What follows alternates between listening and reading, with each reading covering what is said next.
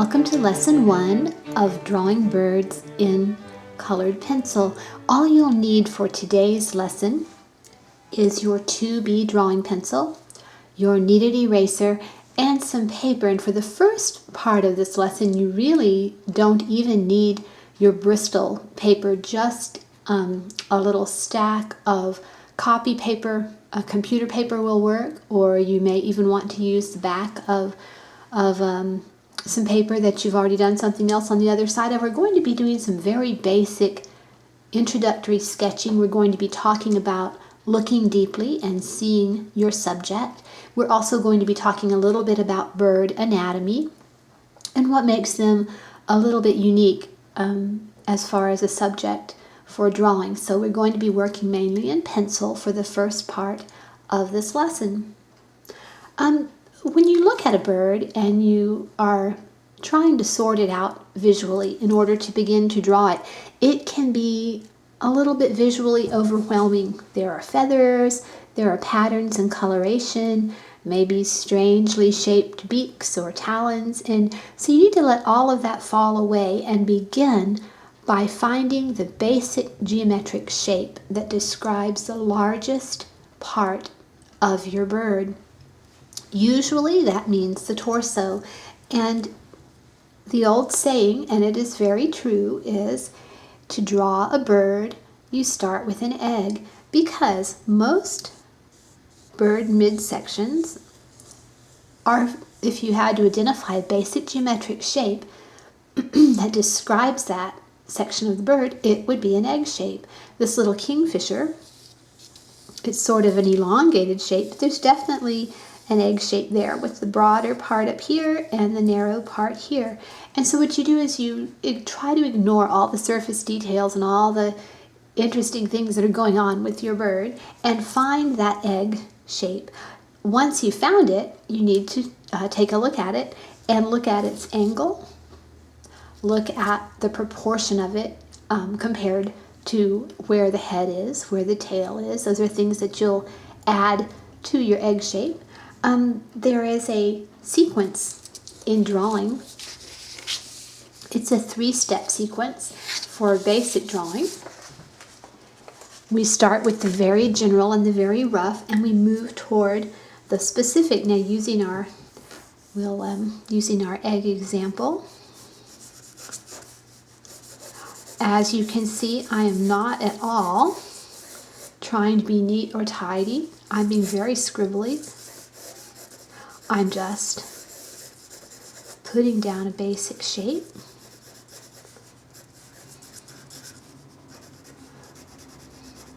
There is a bird called the elegant tern, and they always reminded me of sort of little old men with black hair slicked back. They have a little crest of feathers way back on the backs of their heads. It's a shorebird.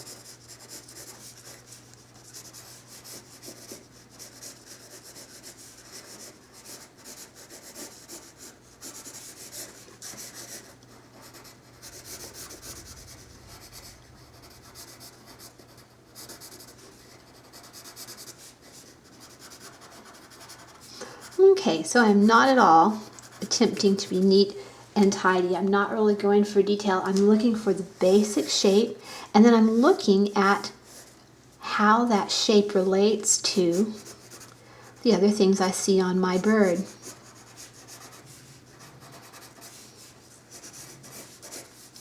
And some of the things I might look for after I've identified that egg shape and drawn it is negative shapes that are formed by the places where other features are attached to the bird's torso. In other words, the arc that is formed right here, or this is very horizontal. There's not much of a change from the top of his beak to the top of his head or his little poll. So also this kind of sweeping shape that happens here. I'm looking at that, starting with that basic egg and building on it a little bit. So you have your egg and you attach the head, you attach the tail, you attach the legs, And before long, you have something that looks strikingly like a bird.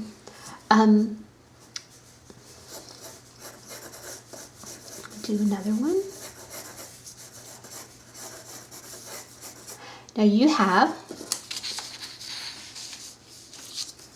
a collection of 20 reference photos of birds from all over the world. You do not need to print them all, but you can if you want to. And this will give you a good start on exploring this, practicing finding that basic shape.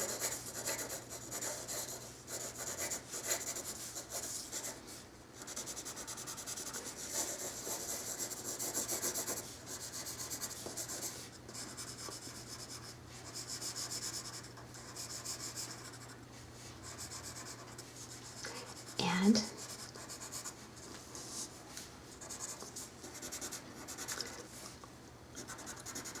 creating a rough,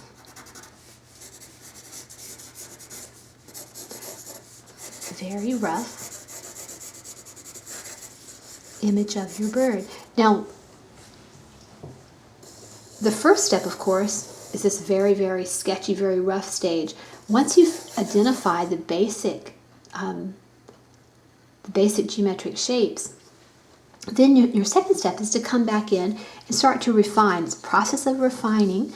So as we're working on this basic sketch,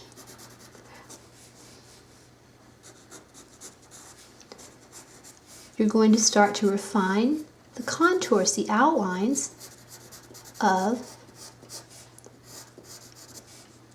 your animal. And what you want to do is notice any little irregularity, any little bump, any little lump, any little place where you have an indented area. And you want to be faithful to noticing those things and including them in your drawing.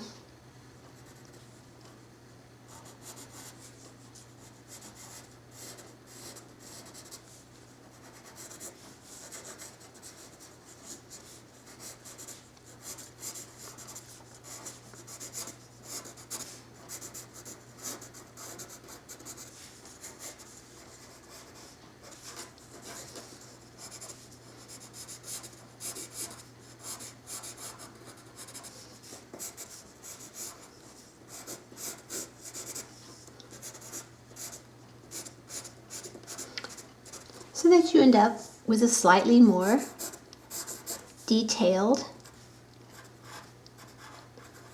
result than what you started out with your initial kind of scribbly drawing.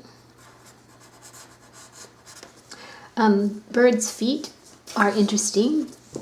Generally speaking, the structure is like this. 3 toes in front, 1 in the back. They're designed many birds are designed for perching, but there are raptors, there are owls that can actually rotate one of their front toes around to create this structure, which makes an incredibly strong grip for holding prey. This is kind of interesting, but generally speaking,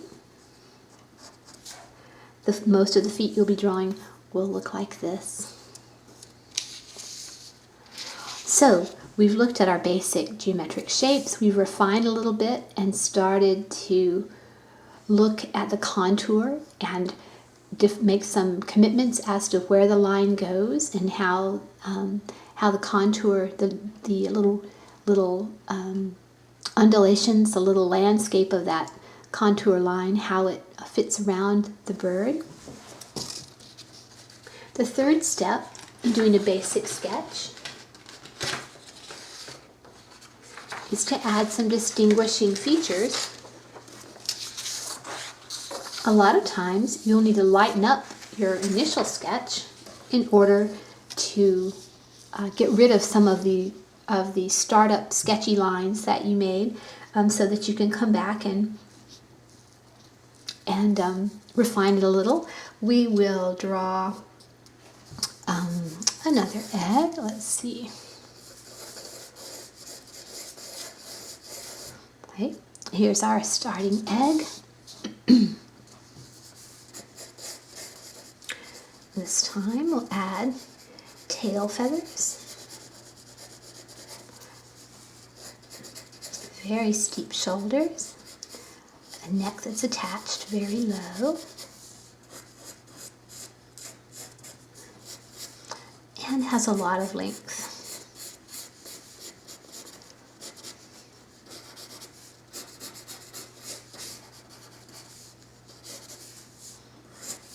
Okay. Once again, very loose, very sketchy, not concerned at this point with fine details, not concerned with neatness, going for the overall look, looking at this shape, looking at this shape, just trying to get a good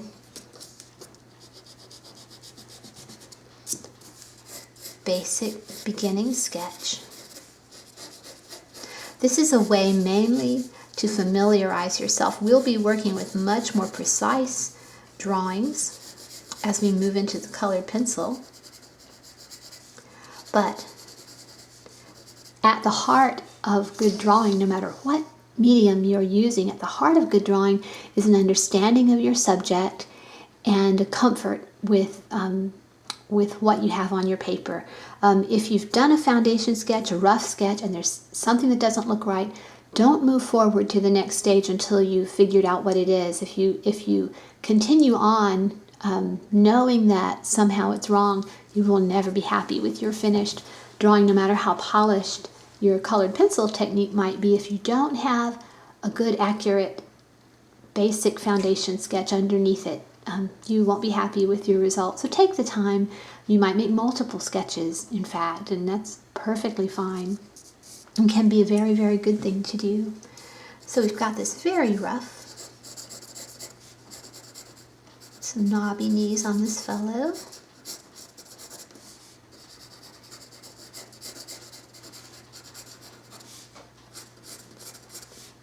And put him in the water. All right, so this is a very, very basic sketch. All right, this is step one. This is the location of basic shapes, which we drew as geometric shapes. We didn't spend a lot of time on contours. Very basic geometric shapes, figuring out where these parts go, how they fit together, not worrying too much about the detail. This is the point at which it's a good idea to sharpen your pencil. Then come back when you're ready to refine. One of the wonderful things about the kneaded erasers that we're using is that you can actually use them to quiet the value, to lighten up your picture without actually removing the picture from the page. They're sticky, so they do lift the graphite right off the paper rather than rubbing it off. They don't abrade the surface of the paper. So I'm going to stick this down, and what I'm actually doing is just simply making the sketch lighter, much lighter, so that I won't have so much pencil to contend with on the paper.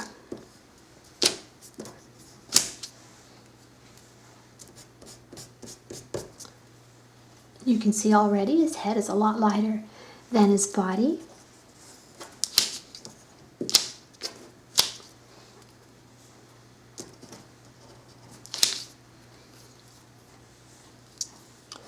Okay.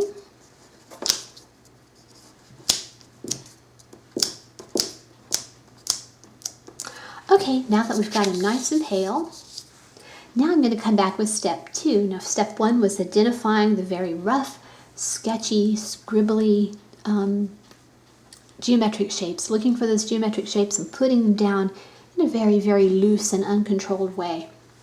Now we're going to look at the contours and start to sort of make a commitment as to the shapes that we want to use, where we want to have our final lines. So we'll come back.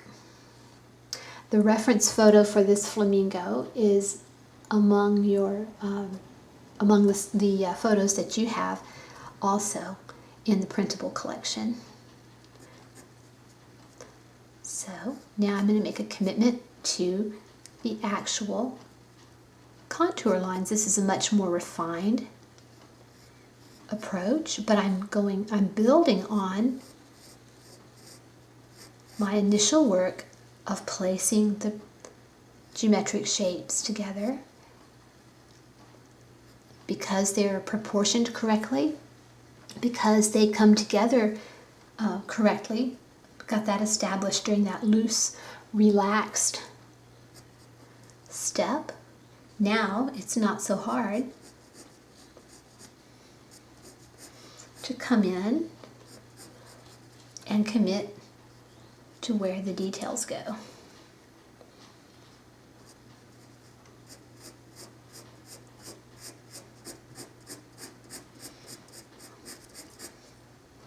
Put this guy's big old beak.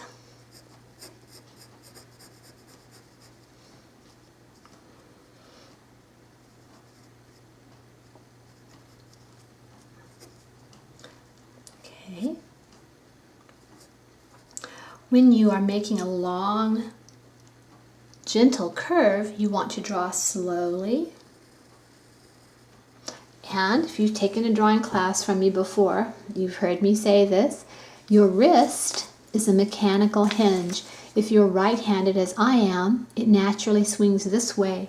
And so a curve going this way is going to be very smooth and easy to draw. However, a curve going this way is going to be very difficult to draw for me because my wrist doesn't move that way. And so when it's time for me to draw a curve that goes the opposite direction from my wrist, such as right here, then the thing to do is simply to turn your paper and draw naturally. So feel free to turn your paper so that you're always working with the natural direction of your wrist. Okay, so we have our getting our basic shapes here. Now, as I go ahead and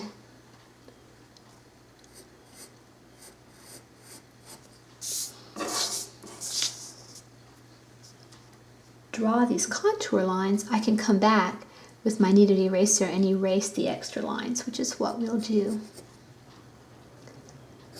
You'll also notice each step you go a bit more slowly, a bit more carefully. Okay, we've got this big back here. Tail feathers as well.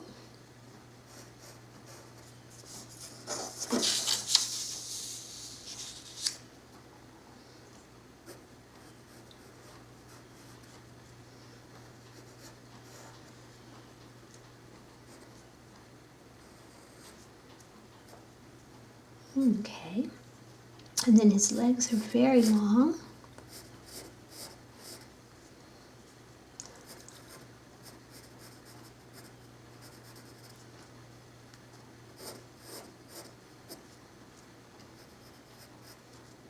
Big joints.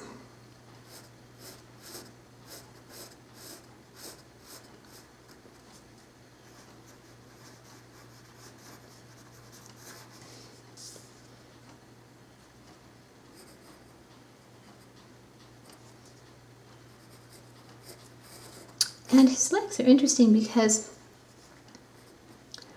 there's a bone and a tendon, and so from the front view, you're looking at they're wider than they are thick. They're not like a pencil. They're not one dimension all the way around. Seen from the side, where the tendon is behind the bone, his leg will appear to be larger. So it's not at all unusual on these big, large, wading shorebirds to be looking at them and one leg appears to be thicker than the other. Well, it's not really, it's just the angle is different. If you're viewing the leg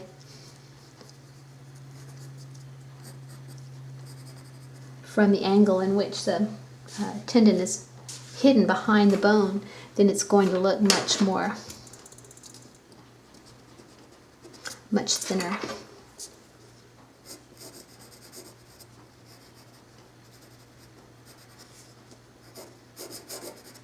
Okay, so step 2, we have our basic geometric shapes identified. We have refined them a little bit by adding a defined contour line. So we're going to come back now and remove some of our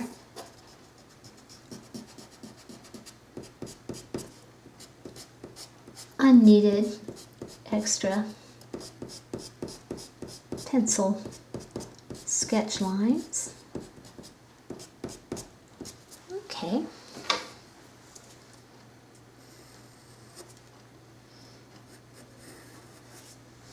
And the third step, in which you add a little more detail and also some value, that's the point at which you start to look carefully at light and shadow. And of course, in the drawing world, the tool we have with which to show light and shadow is adding more graphite to make a darker surface for shadow, which makes things appear to recede into the plane of the paper, or using using lighter, brighter highlights, leaving areas unshaded, and that appears to make that area rise off the paper so that you get a three-dimensional effect. So when you're drawing an animal of any kind, whether it's a bird or a dog or a cat, you want to look at the animal's skin covering. With a bird, of course, it's feathers, and where the feathers are short, you want to match your pencil strokes. You want to use short pencil strokes where the feathers are short. Where they become longer,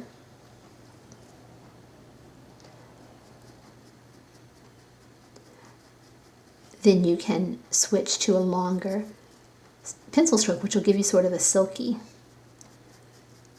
effect.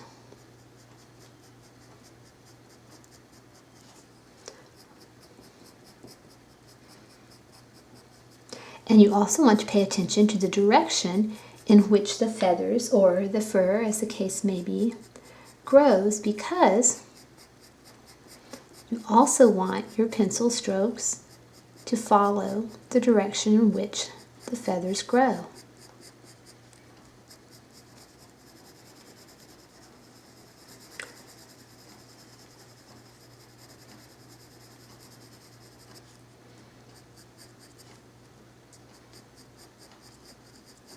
So we're just following along down this long length of his neck.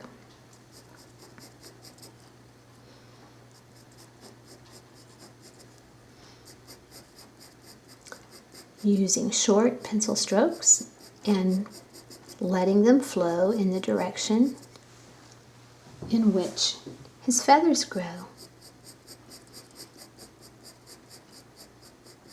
Now you might be wondering why we're spending so much time with a 2B pencil in our hands when we are about to begin a colored pencil class, but this is very, very important.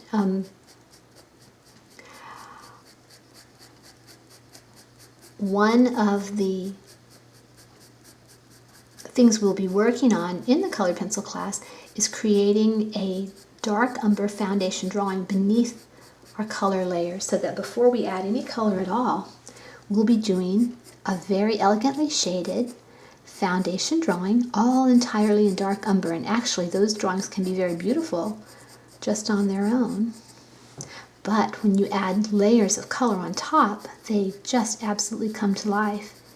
And these very soft sketching shading techniques, the things that we're looking at with this flamingo here, these will be some of the things we'll actually be doing with the umber pencil in order to create that underlayer, that underpainting for our transparent layers of color to go on top of. So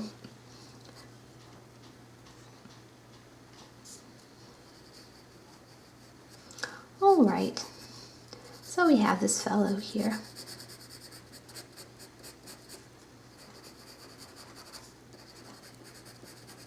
And we're going to just use just a little bit of pencil just to sort of pay attention to where the light and shadow falls on his body.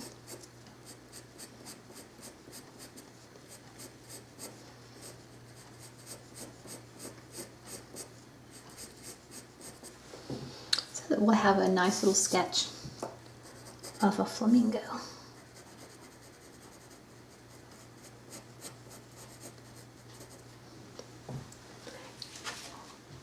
Once again, if you need to lighten up your sketching, just grab your kneaded eraser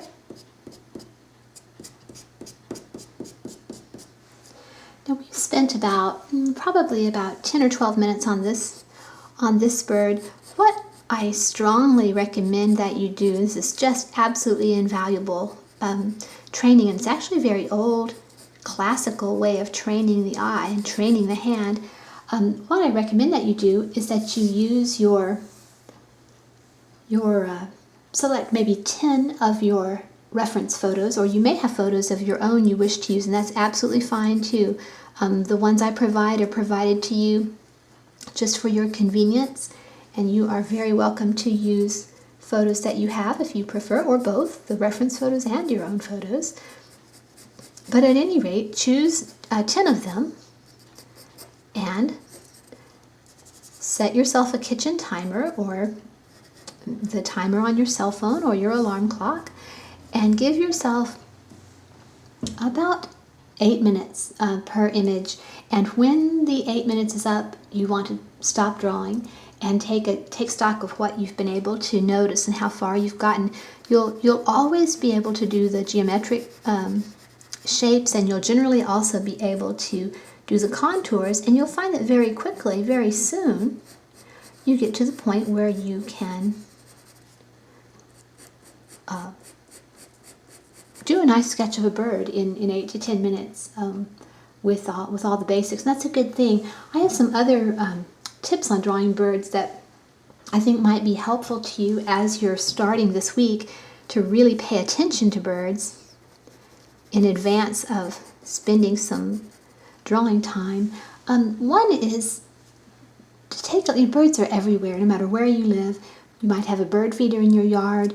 There may be pigeons in a park near where you live. Maybe you live near the coast and can walk down to the water. There are a wealth of birds along the shorelines of anywhere in the world. And you might even have chickens. Chickens are marvelous models for drawing. But spend some time, and besides just drawing the birds, notice how the animal moves. Notice how his head is attached to his body. Does he have a small head, a large head? The kingfisher, for example, has a head that appears to be too large for his body. Pick a bird and do multiple sketches of that bird. Get to know a little bit about bird anatomy. Any field guide and almost any nonfiction book about birds will have a little page in the front that has the bird's body, and his body parts are labeled. This is a really good starting point. You can kind of take a look at how he's put together and learn the terminology.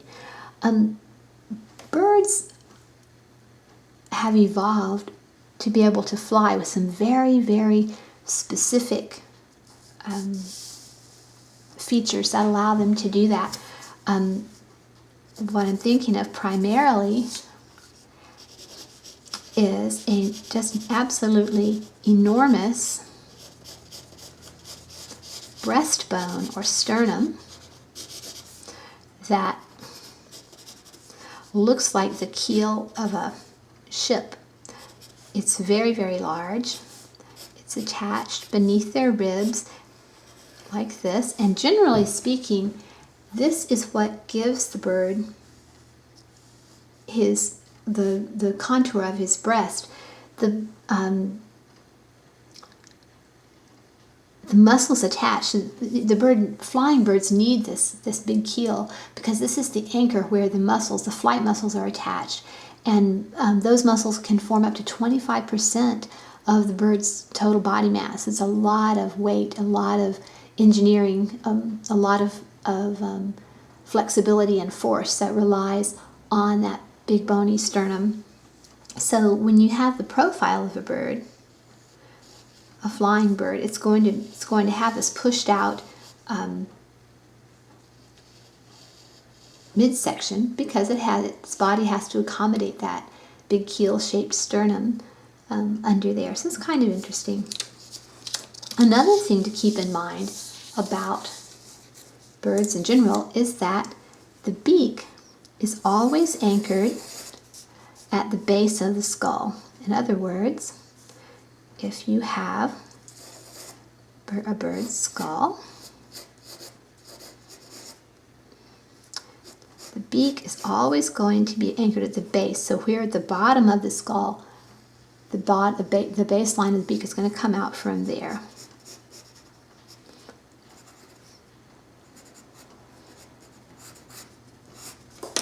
So that also gives the bird stability and strength.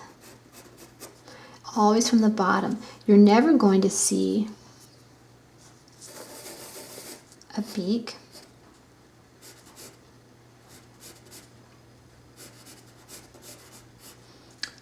that does this, where it's up high. The beak is always going to be down here on the base of the skull. And that doesn't just go for larger birds, but also for smaller ones. Like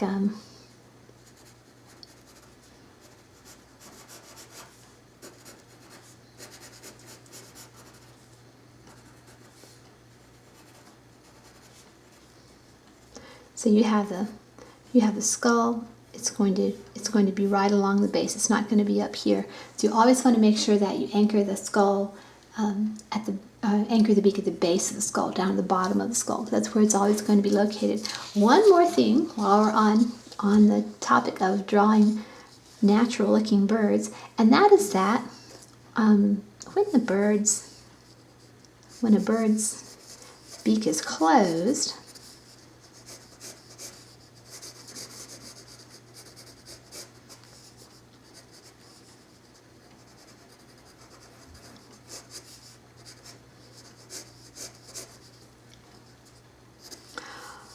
it may look like the hinge of the beak would be right here, but these are feathers covering the beak.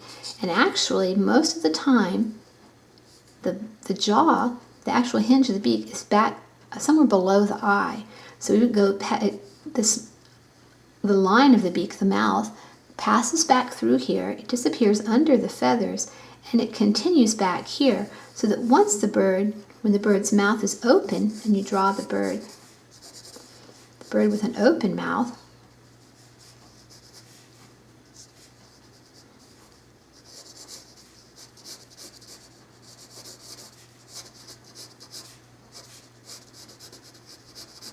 it's not going to be like this with where the hinge opens right here. It's actually going to be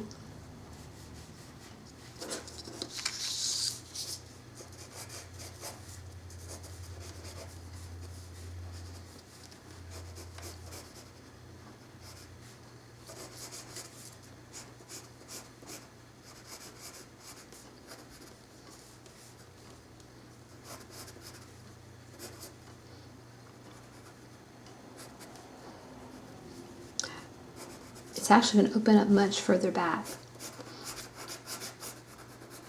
So that when you have the beak opening, it opens up beneath the feathers as well, so that you don't have this very small beak. You have the larger mouth open. I have printable sheets that demonstrate these things for you. Right, that'll be on the lesson website. You can print.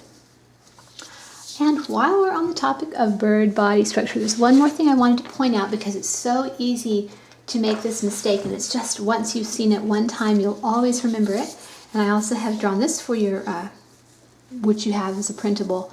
But the point that I really want to emphasize is that feathers overlap much like the shingles on the roof of a house, and the feathers, here's what I want you to remember, the feathers nearest the body are always on the top. They're always the ones that overlap on top. So this is an outstretched feather. Here is the bird's body. The feathers nearest to the body are on top, and the ones all, as they move out, emerge from underneath the closest to the body feathers. Likewise, when you see the bird from the side view with his wings folded, it's the exact same way. These are the feathers nearest the body. They are on top. All the other feathers emerge from beneath.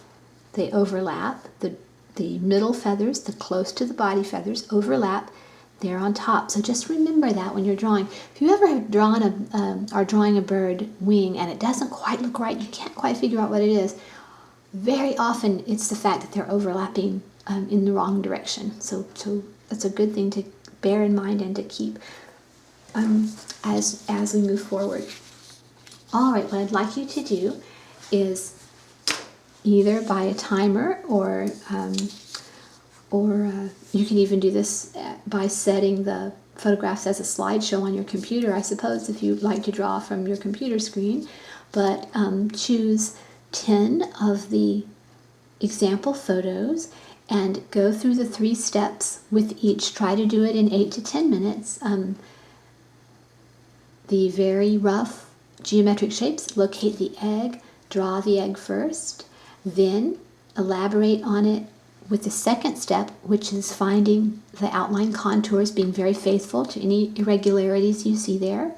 Lighten up your sketch with your kneaded eraser, and then you can come back with a freshly sharpened pencil point and add in a little bit of shading, a little bit of detail, not too much. We're just familiarizing ourselves with drawing birds in general.